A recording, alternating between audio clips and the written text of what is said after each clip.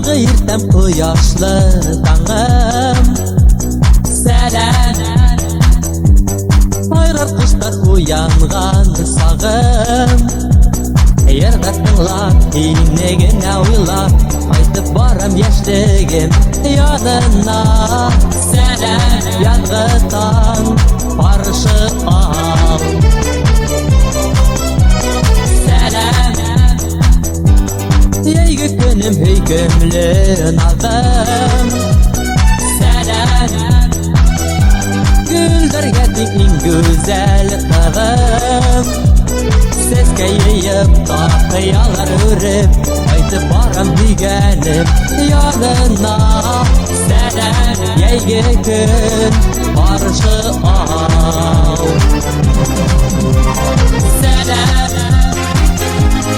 Gülgü kisim tüter şelkime Selam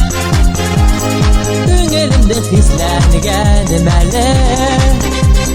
Yaprak ülgen hukmaklarga bakıp Aytıp baram güzelim yanına Selam Gülgü kis qarşı al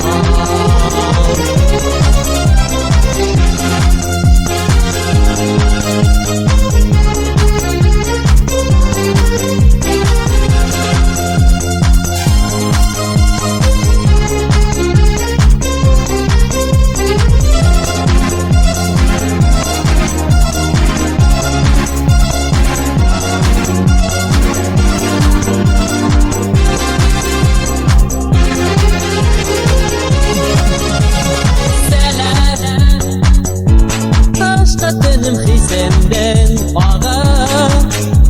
Selam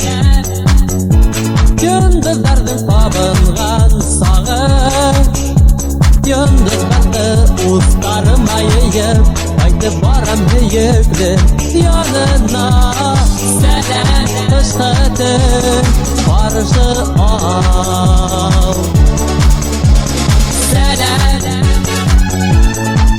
Şimdi balkıttan nurem Selam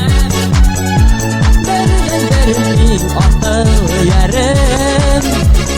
Günlerimden ilgillerin ütlep Yügerip kayttım yine yanına Selam yine yanına